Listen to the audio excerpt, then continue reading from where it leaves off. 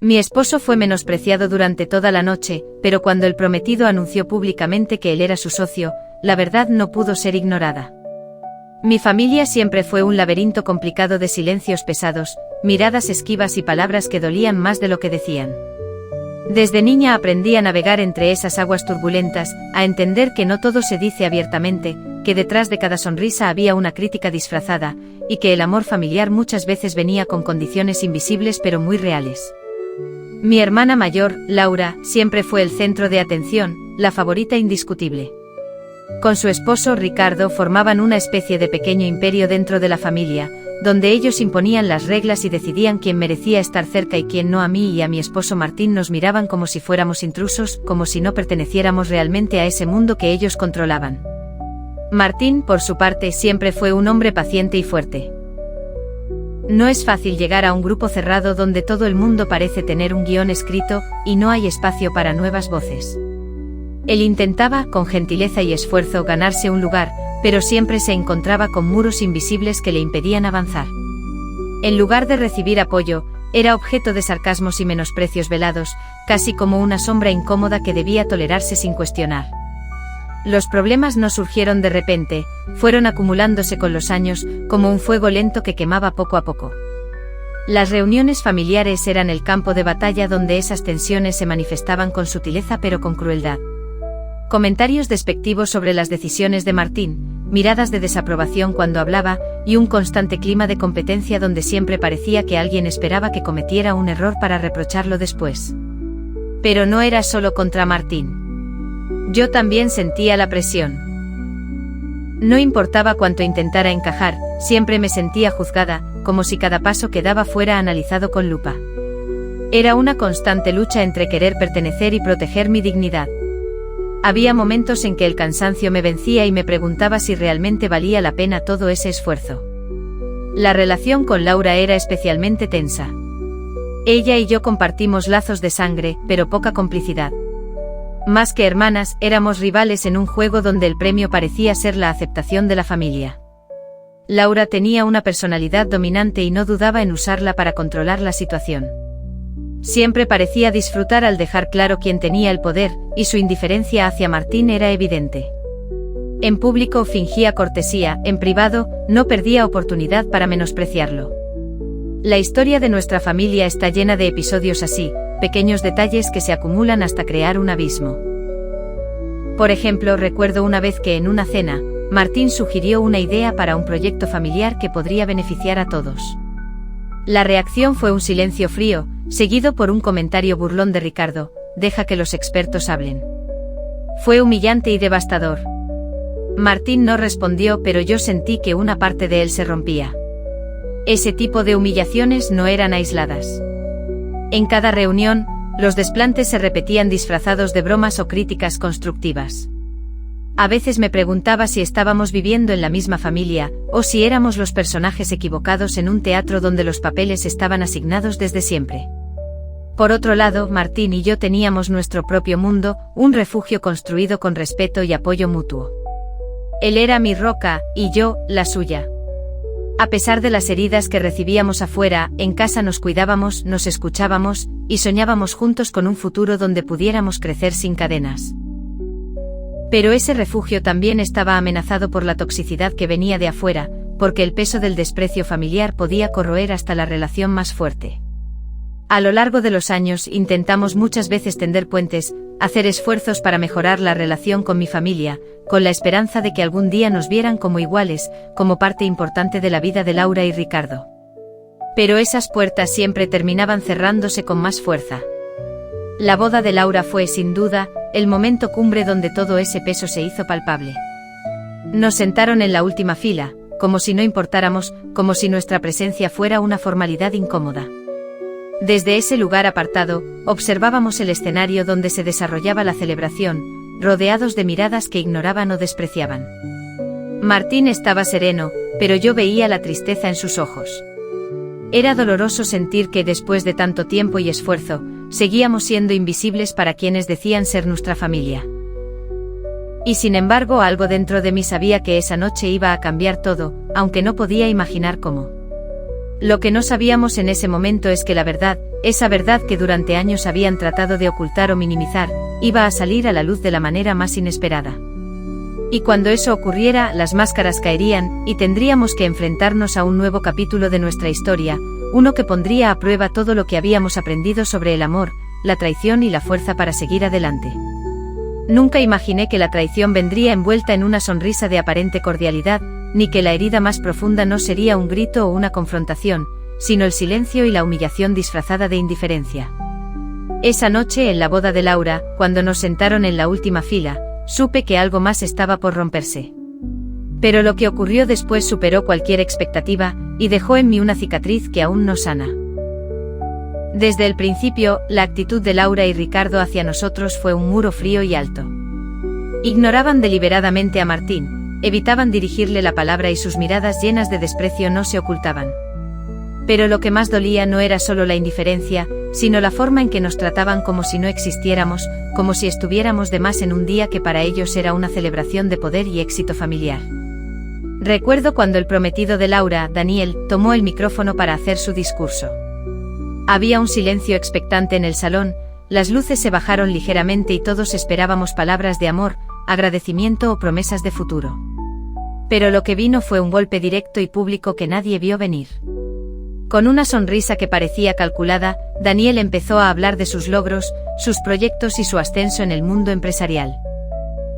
Hablaba con entusiasmo, pero lo que realmente me dejó paralizada fue cuando dijo algo que para nosotros era una verdad conocida pero que para la familia de Laura era un secreto incómodo. Quiero agradecer especialmente a mi socio y mentor, Martín, sin quien este sueño no sería posible. El silencio que siguió fue ensordecedor. Las miradas se giraron hacia Martín, que estaba sentado a mi lado, visiblemente sorprendido. Yo sentí que mi corazón se aceleraba y que una mezcla de orgullo y tensión me invadía.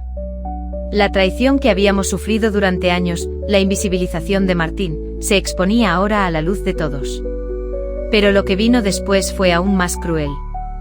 Laura, al escuchar el anuncio, cambió su expresión. La sonrisa se le congeló, y por un instante, el brillo en sus ojos se volvió ácido. No dijo nada, pero su silencio gritaba más fuerte que cualquier palabra. Se giró hacia Ricardo y murmuró algo que alcancé a escuchar. No podía permitir que este hombre se llevara todo el crédito. Fue en ese momento que comprendí que la traición no era solo la indiferencia o el desprecio. Era la intención clara y deliberada de apagar la luz de Martín, de negarle su lugar y sus méritos, incluso cuando era evidente para todos.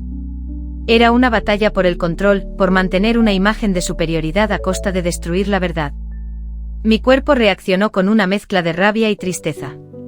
Sentí que me faltaba el aire, que el suelo se abría bajo mis pies. ¿Cómo podían ser tan crueles? ¿Cómo podían ignorar la verdad solo para proteger su ego? La traición no era solo hacia Martín, sino hacia mí, hacia lo que habíamos construido juntos con esfuerzo y honestidad.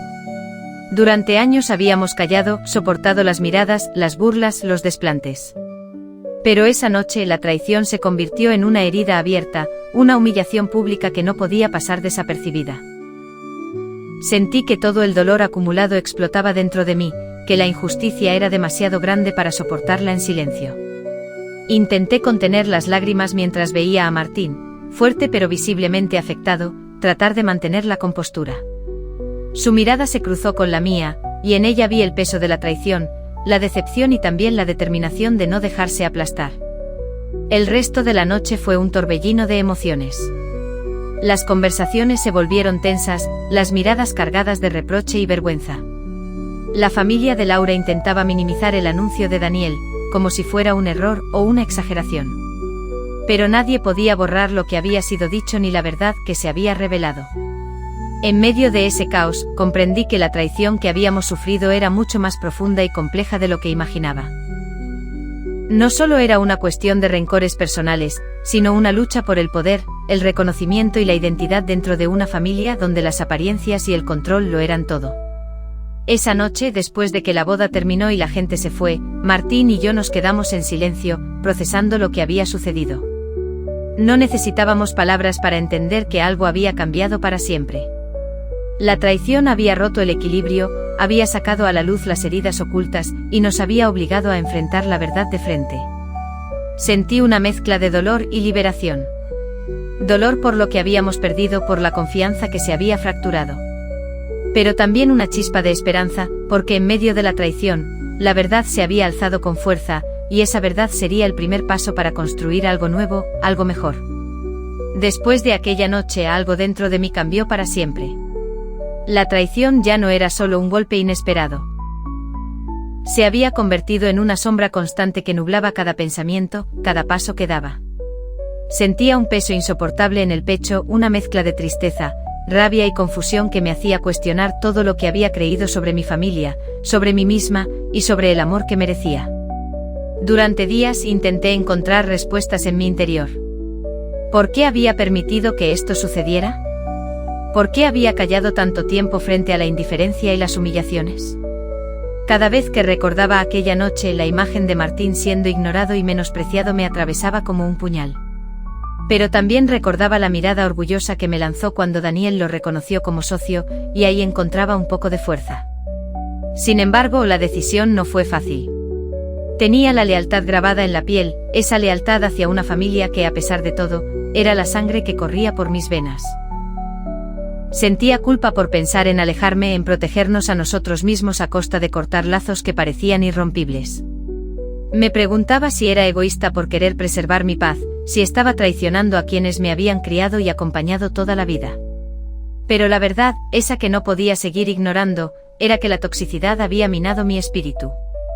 La dinámica familiar estaba plagada de manipulación, favoritismos, y una constante lucha por el control que devoraba cualquier intento de cariño genuino. Cada reunión se convertía en un campo minado, donde una palabra mal dicha podía desatar tormentas interminables. Y yo ya no estaba dispuesta a ser víctima silenciosa de ese ciclo. Recuerdo una noche sola en nuestro cuarto cuando rompí a llorar desconsoladamente. Era la acumulación de años de pequeñas heridas, de frases hirientes, de miradas cargadas de desprecio que se habían ido sumando sin que yo me diera cuenta. En ese momento supe que estaba en un punto de no retorno. No podía seguir sacrificando mi bienestar por mantener una fachada que solo nos hacía daño. Martín fue mi sostén en esa tormenta interna. Su apoyo incondicional, su calma frente a mi tormenta emocional, me ayudaron a ver con claridad que merecíamos respeto y que nuestra felicidad no debía depender de la aprobación de otros. Juntos comenzamos a trazar un camino, un plan para alejarnos de la toxicidad sin renunciar a nuestro amor ni a nuestra dignidad. Pero la decisión también implicaba enfrentarnos a un mar de dudas y miedos. ¿Cómo sería alejarse de la familia? ¿Seríamos juzgados por egoístas, por desagradecidos? ¿Podríamos resistir la presión social y emocional que inevitablemente vendría? Todo eso se mezclaba en mi mente, creando una tormenta de incertidumbre. A pesar de todo, algo dentro de mí gritaba que era necesario. No podía seguir poniendo en primer lugar las expectativas ajenas mientras mi alma se desangraba en silencio. Sentí que merecía un espacio donde pudiera respirar, donde mis emociones fueran respetadas y no ridiculizadas. Esa necesidad de autoprotección se volvió más fuerte que cualquier obligación impuesta. Finalmente, después de noches de insomnio y reflexión, tomé la decisión firme: era momento de decir basta. Basta de ignorar mi dolor, basta de justificar comportamientos dañinos, basta de permitir que la toxicidad dictara las reglas de nuestra vida. Era hora de poner límites claros y defender lo que realmente importaba, nuestra paz y nuestro amor. Ese momento, ese punto de quiebre, fue liberador y aterrador a la vez. Sabía que romper con el patrón familiar no sería fácil, que habría resistencia y posiblemente rechazo. Pero también entendí que seguir en la misma dinámica era condenarnos a un sufrimiento eterno. Me sentí empoderada, por primera vez en mucho tiempo, de tomar el control de nuestra historia. No éramos víctimas, éramos protagonistas capaces de escribir un nuevo capítulo, lejos de la sombra de la traición y el desprecio. Ahora sabía que la verdadera fuerza no estaba en aguantar en silencio, sino en alzar la voz, en poner límites y sobre todo, en cuidarnos a nosotros mismos. Y aunque el camino sería difícil, estaba dispuesta a recorrerlo porque merecía vivir sin miedo ni culpa. Había llegado el momento que había evitado por tanto tiempo, ese instante donde la verdad debía salir a la luz, sin máscaras ni medias tintas. Sabía que enfrentar a mi familia, especialmente a quienes habían sido los protagonistas de esa herida abierta, no sería sencillo. Pero ya no podía seguir cargando el peso de la mentira y el silencio, aunque temiera las consecuencias. Preparé cada palabra en mi mente durante días, repasando 1000 veces qué decir y cómo decirlo, tratando de encontrar un equilibrio entre la verdad y la calma. Sin embargo, una vez que estuve frente a ellos, esas palabras se volvieron un torbellino que salía sin control, con la fuerza de años reprimidos. Recuerdo que fue en la sala de la casa de mis padres, ese espacio que había sido testigo de tantos momentos familiares pero que ahora se sentía frío y ajeno. Mi hermana estaba allí, junto con su esposo y algunos familiares más, todos expectantes pero sin imaginar la tormenta que estaba por desatarse. Necesito que me escuchen, empecé con la voz temblorosa, tratando de mantener la compostura. No puedo seguir guardando silencio sobre lo que ha estado sucediendo entre nosotros. Todos me miraban, algunos con sorpresa, otros con desdén, como si esperarían que fuera yo quien cediera, quien bajara la cabeza una vez más. Martín ha sido menospreciado, ignorado y ridiculizado durante toda esta última etapa, continué, sintiendo cómo me ardían los ojos de la emoción. Él, que ha sido el motor, el soporte invisible detrás del éxito de Daniel, el prometido de mi hermana. Él, que ha trabajado en silencio para sacar adelante ese proyecto que ahora celebran, ha sido tratado como si no valiera nada. Las palabras parecían caer en un abismo de incredulidad, pero no me detuve. La verdad es que sin Martín, ese contrato millonario jamás habría existido. Y sin embargo, en esta misma casa, en estas mismas reuniones, lo han ignorado como si su esfuerzo y su talento no merecieran respeto. Sentí un silencio denso como una nube oscura que cubría el aire, hasta que finalmente mi hermana rompió ese silencio con una carcajada amarga. ¿Eso es una broma?, dijo con desdén. Siempre has exagerado, tú y tu esposo. No tienen ni la más mínima idea de lo que es el verdadero trabajo en esta familia. Fue como un golpe directo al corazón. Las palabras de ella, tan frías y crueles, no solo negaban la verdad, sino que intentaban borrar todo lo que habíamos construido. Por un instante sentí que el mundo se desmoronaba, pero también que había llegado el momento de ser firme. No se trata de exagerar, respondí, mirando a los ojos a cada uno de los presentes. Se trata de respeto, de reconocimiento, de justicia. Martín no merece ser tratado como un extranjero en su propia familia. La tensión en la sala era palpable, como si cada palabra que decía fuera una chispa que podía encender un incendio. Pero yo sabía que el incendio ya estaba ahí, latente, y que era necesario dejar que quemara para que pudiera renacer algo nuevo. Mi cuñado intentó interrumpirme lanzando acusaciones sobre cómo yo manipulaba la situación, pero esta vez no me callé. No vine aquí a pelear ni a culpar sin fundamentos, le respondí. Vine a hablar de la verdad que ustedes han decidido ignorar por orgullo o miedo. Porque lo que hicieron esa noche al sentarnos en la última fila como si no importáramos, fue humillante y doloroso. Sentí que mi voz se hacía más fuerte con cada palabra, como si al fin me liberara de un peso invisible que había llevado durante demasiado tiempo. No voy a permitir que esa dinámica continúe, aseguré. Necesitamos cambiar, o al menos, yo necesito hacerlo para proteger a mi esposo, a mí misma y a nuestro futuro. Vi cómo algunos familiares bajaban la mirada, incómodos, mientras otros intentaban defender lo indefendible. Pero lo que más me sorprendió fue la mirada de mi hermana, una mezcla de rabia y vulnerabilidad que por un momento dejó entrever que tal vez, solo tal vez, también había sentido el daño de todo aquello. ¿Y qué esperas que haga?, me preguntó finalmente en un susurro casi quebrado. Espero que reconozcas lo que ha pasado, que reconozcas a Martín como el socio que es, y que respetes lo que hemos construido juntos. Y sobre todo, espero que entiendas que si no cambian las cosas, yo me alejaré para cuidarme a mí y a mi familia. Las palabras colgaron en el aire, pesadas y definitivas. La sala se llenó de un silencio tenso, cargado de emociones encontradas. En ese momento comprendí que aunque la confrontación había sido dolorosa, también había sido necesaria. Había sacado a la luz la verdad que durante años había sido un secreto a voces, y aunque el camino hacia la reconciliación sería largo y complejo, había dado el primer paso para romper con la toxicidad. Sentí una mezcla de agotamiento y alivio, como si me hubiera quitado una pesada carga de encima. Y aunque sabía que no todos estaban preparados para aceptar esa verdad, yo estaba lista para enfrentar las consecuencias y para defender lo que valía la pena. Porque a veces para sanar, es necesario ser valiente y hablar aunque tiemble la voz y arda el corazón. Porque la verdad, aunque duela, siempre es el primer paso hacia la libertad. Después de la confrontación, Supe que no bastaba con hablar y revelar la verdad. Era necesario protegernos a Martín y a mí, de ese ambiente tóxico que tanto nos había lastimado.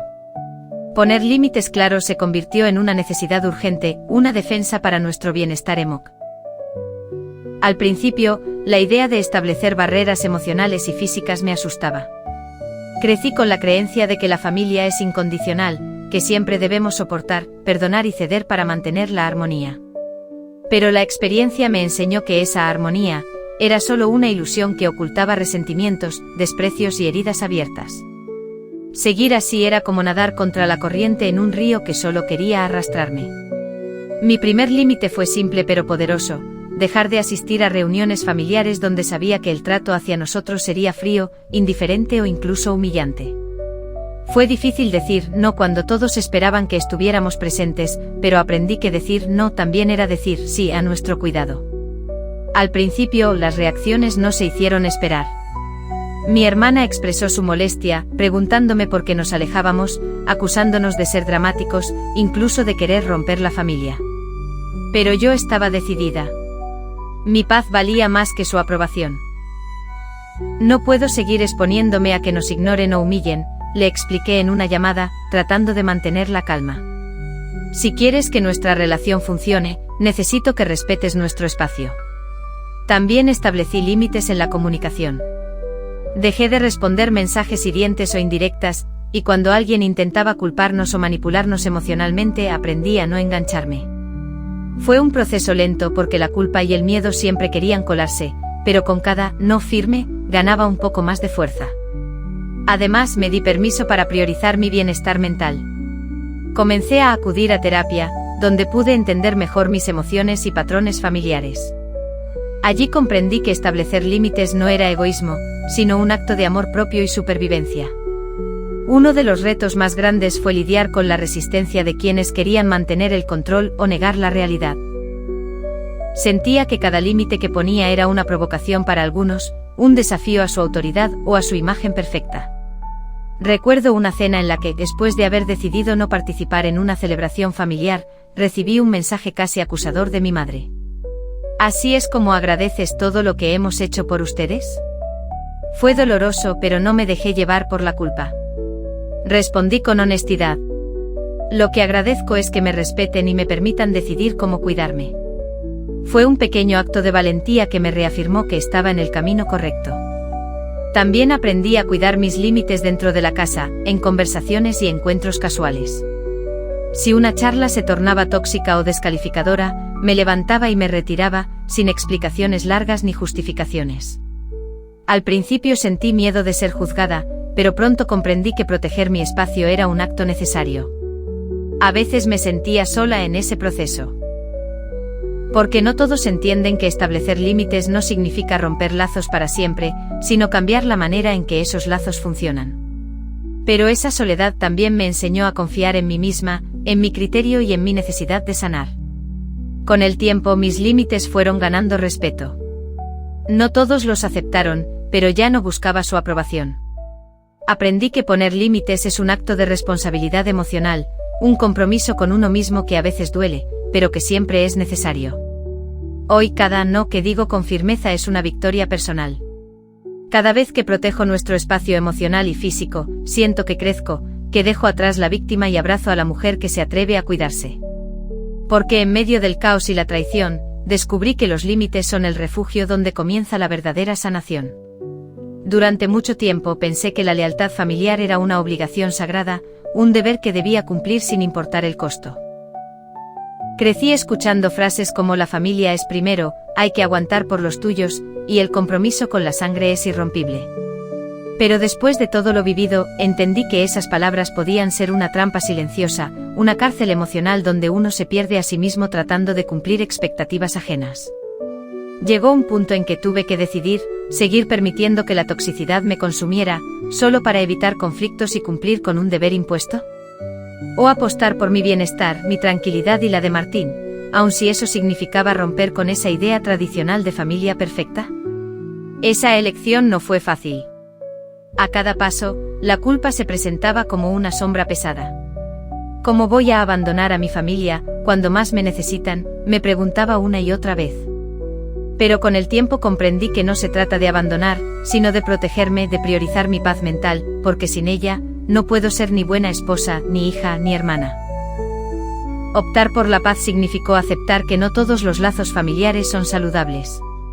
Que algunas relaciones pueden ser tóxicas y destructivas, y que insistir en mantenerlas solo por obligación es una forma de autodestrucción.